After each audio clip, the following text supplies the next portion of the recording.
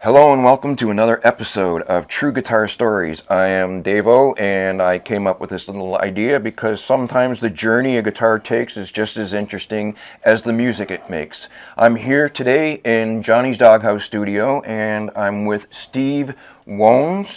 Have I got it? Yeah, we'll go with Steve. Okay, we'll go with Steve. And Steve has his guitar story here. So my first question is, why did you start playing guitar in the first place? Very good question. Had a lot of influences when I was a kid. The Guess Who was one of them. American Woman just kind of knocked me out. I was 10 years old when I heard that on the radio, bought the single, played the crap out of it, probably drove my folks nuts, right? Probably. Yeah. And then stuff like Chicago Transit Authority, I remember hearing that in 70 or whenever it came out, and hearing Terry Kath and 25ers, just stuff. Highly underrated guitar player too. Highly underrated. Yeah. Terry Kath was. Yeah, he was amazing. I didn't start playing till I was, I guess, 14, right? Maybe 15. But I had an interest from 10 or 11 on, but I never really, I guess, had the opportunity. So cool. And what kind of guitar do we have today? What is this guitar story? This is an older Yamaha. I'd have to look to be. The model is an FG355 SB. I bought this in 1981. At a place called Musician's Supply in Mississauga, right on Highway 10 near Dundas, but it's no longer there. Yeah. But the long and short of it, I was jamming with some buddies in a studio right near there. I didn't have a decent acoustic guitar at the time. I had a Knights Electric. Somebody said, "Why don't you look at some acoustic?" So anyway, we went over there, started looking around, and I ended up leaving with this, with a hard shell case. I love the sound of it. I always liked the dark finish on a guitar. It's got a few battle scars along the way, and there was no electronics in it when I got it, and I've added a few decals. But stickers. Yeah, but gotta love stickers. But I got it for under $300 with a hard shell case. But remember, this was 36 years ago, I guess. Right. And I've had it ever since. I've had a few other guitars come and go, electrics, for example. But this has been with me through all kinds of stuff. Question. Yeah. Was the original pickup, or did you add that? No, I added that. You added this that. Was, yeah, it was. There was and no it is a electronics Fishman. in it. There wasn't a lot of guitars back then that came with electronics, and I really wasn't looking for one. Right.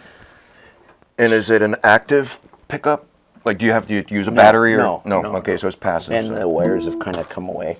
Right. But I was playing in an acoustic duo a couple years later before I had this. Right. Me and another guy, and we'd rent a PA and 4 mics because we'd mic our guitars. Right. And then we'd have 2 vocal mics, right? Yes. That was before pickups, and you get too close and you touch the mic or something, and that was. Have you done any other mods to the guitar? Not really. No, I had a partial fret job done about 10 years ago. And then maybe a little less than that, I had this added because I wanted to do a little bit of live work, so I had this put in. It just made things simpler, right? Had the Fishman put in. And it's always been a really nice sounding acoustic. It does. You know. What did you play for us?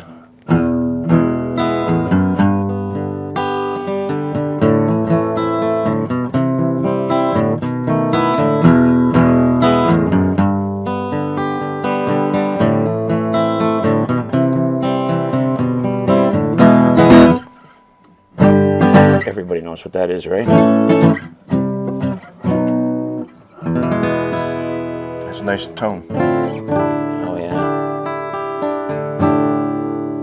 I go into Long & McQuaid's all the time, and I go upstairs to the acoustic department, and I pick up the guitar, and I think, this guitar doesn't sound any better than mine, and it's like $1,000, $1,500. Yeah. You compare, right?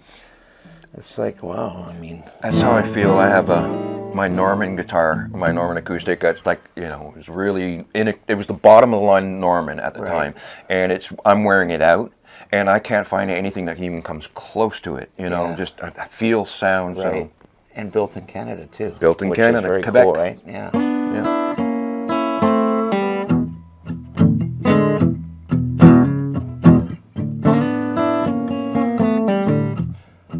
Like acoustic blues.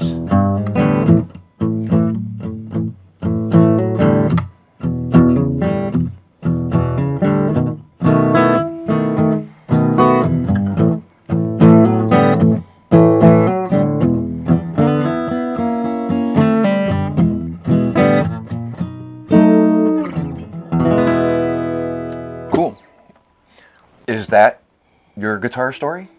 Yeah, I guess. You got anything you would like to add to it? No, that I'm not trying to cut you off. Anything you want to add?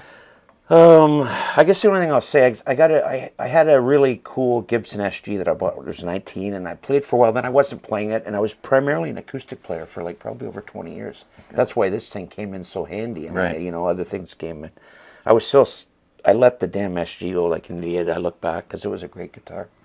But anyway, so I played this, and then about 10 or 12 years ago, maybe a little longer, I got myself an electric guitar, and I started getting back into jamming with some guys, and this is before I met Johnny and the crew here, and it was fun to get back into it, but I still consider myself primarily an acoustic player. Because I can't play electric at home, but I can sit there with my acoustic late at night and just play, noodle around, and that's just, I love doing that. Yeah. And you can take it anywhere. You can take it up north, camping, to a cottage or something. Sit by the lake, nothing I love better. You don't need all the extras, right? Sit by a lake with a couple guitars and... That's it. Well, in that case, Steve, thank you for you're very welcome. Sharing your guitar story, your true guitar story with us. And you're welcome. And you can play out while I'm doing my little pitch here. True Guitar Stories. There will be a link in the description box below. Email if you want to submit a story and have it on camera. I'm in the Greater Toronto area at this point, and so description box link. Send me an email. You can like this video, you can dislike this video, you can subscribe to my channel. You don't have to subscribe to my channel, but I thank you for watching True Guitar Stories. I am Dave-O. Thank you, Steve. You're welcome. Thank you, John, and I think we're done. Another episode.